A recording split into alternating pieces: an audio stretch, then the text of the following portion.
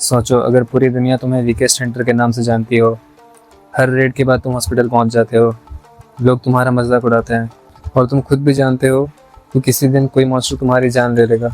लेकिन फिर एक दिन तुम एक ऐसे डंजन में फंस जाते हो जहां से बचकर निकलना नामुमकिन है।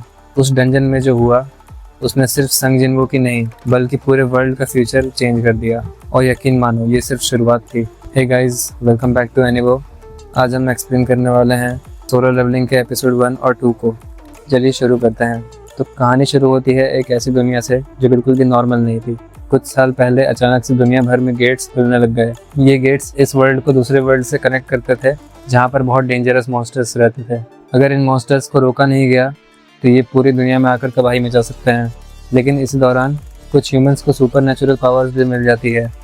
इन लोगों को कहा गया हंटर्स। हंटर्स का काम गेट्स के अंदर जाकर गेट को क्लियर करना था, जिसे डंजन भी कहा जाता था।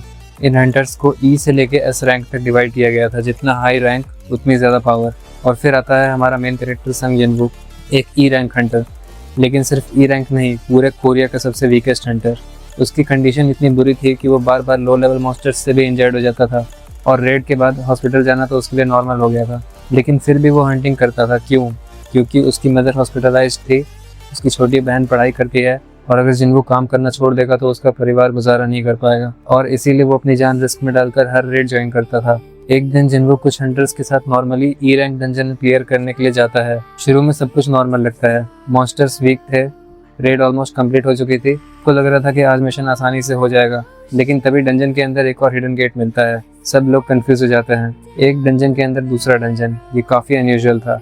कुछ हंटर्स को आइडिया पसंद नहीं आता और उन्हें कुछ गड़बड़ लगती है। लेकिन एक्स्ट्रा रिवॉर्ड्स के लालच में ज़्यादा लोग वोट कर देते हैं अंदर जाने के लिए, और यही उनकी सबसे बड़ी गलती होने वाली थी। जैसे ही सब लोग अंदर एंटर करते हैं, उनके सामने एक बहुत बड़ा हॉल आता है। हॉल के अंदर दर्जनों जाइंट स्टोन स्टैचूज खड़ी थी और बिल्कुल सेंटर में एक मैसिव स्टैचू, एकदम गॉड के जैसी लग रही थी, वो बैठी हुई थी। पूरे रूम में अजीब सा प्रेशर फील होता है। सबको लग रहा था कि कुछ गलत है, लेकिन क्योंकि मॉन्स्टर नजर नहीं आ रहे थे तो सब रिलैक्स होने लगते हैं। तभी उनकी नजर पड़ती है एक टैबलेट पर। उस टैबलेट पर लिखा हुआ था 3 कमेंडमेंट्स। पहला था वर्शिप गॉड, दूसरा था प्रेज गॉड, थर्ड था प्रूफ योर फेथ। किसी को समझ नहीं आता कि इसका मतलब क्या है।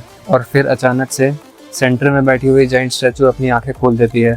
एक सेकंड पहले जो रूम शांत था, अगले सेकंड पूरा नाइटमेयर बन जाता है। स्टैचू की आंखों से निकली एक डेडली बीम सीधा एक हंटर को लगती है और वो वहीं पर मर जाता है। सबके होश उड़ जाते हैं। लोग चिल्लाना शुरू कर देते हैं। कुछ हंटर्स भागकर एंट्रेंस की तरफ जाने लगते हैं, लेकिन तब तक बहुत देर हो चुकी थी। डंजन का गेट बंद हो चुका होता है, कोई बाहर नहीं निकल सकता। और उसके बाद रूम में खड़ी बाकी स्टैचूज भी जिंदा होने लगती हैं। जो भी भागने की कोशिश करता वो तुरंत मार दिया जाता। कुछ ही सेकंड में पूरा हॉल खून से भर जाता है और सर्वाइवर्स को समझ में आ जाता है ये कोई नॉर्मल डंजन नहीं है, ये मौत का ट्रैप है।